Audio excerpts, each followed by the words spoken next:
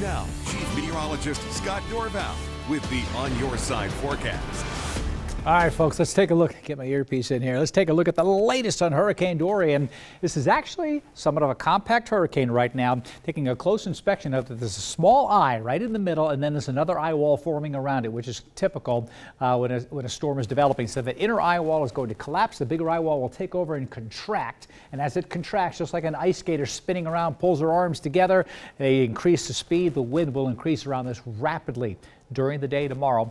Probably be a Category 3 at this time tomorrow afternoon. Here we are tracking up towards the coast of Florida.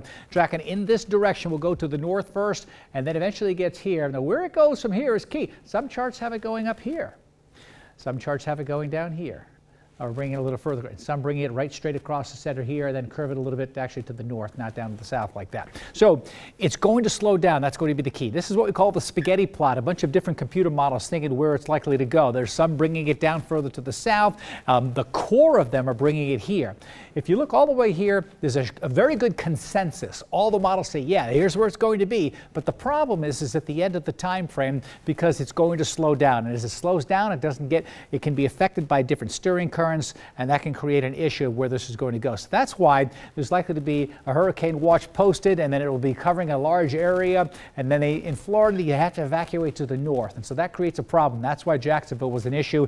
By the way, if it were to go over Jacksonville, there's a big evacuation area for Jacksonville, the northeast side, going down the river near Jacksonville.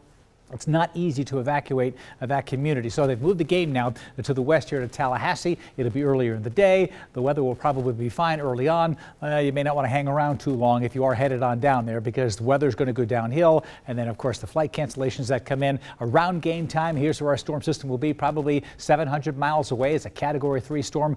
Could slam into the coast right here, but it could be anywhere inside this zone, and so that's why officials are watching closely. It's always a nightmare for Florida during hurricanes, and this is going to be likely a major hurricane, and major hurricane is 3, 4, or 5.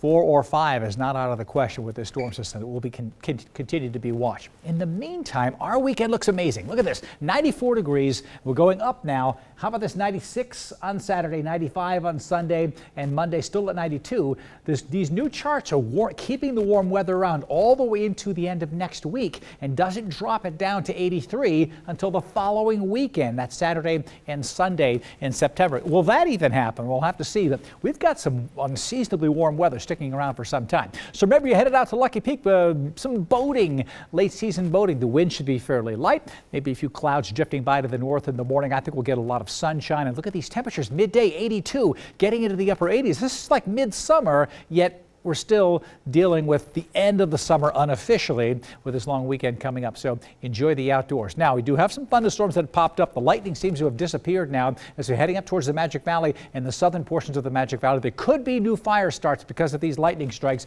We've had some around near Baker County as far as lightning goes. And this rain right here, these thunderstorms, they're tracking northeast. And how about this? Weiser, just north and west of you, there are showers and you could get them. They're breaking up as they move on in, but there's that slight threat and a slight threat in the central mountains as well. Magic Valley has the threat down to the south also, but dry, hot conditions to the south are moving in. That is your weekend right there. In the McCall area, cloud cover today has broken up. The sun is back out, and look at these temperatures for the mountains. Here's your forecast for the weekend. Sunshine with temperatures in the 80s, picture perfect in all central mountain locations. And if you're staying in the Treasure Valley or coming to the Treasure Valley, mid-90s tomorrow, even hotter during the day Saturday, low 90s tomorrow, mid-90s Saturday and Sunday. So that's when the heat really kicks on in, that little extra push of the heat on Saturday and Sunday, and then it lasts Monday and Tuesday. And pretty much what we've been seeing is what you get. We're just going to take away the cloud cover we had today. We have pretty good weather around here.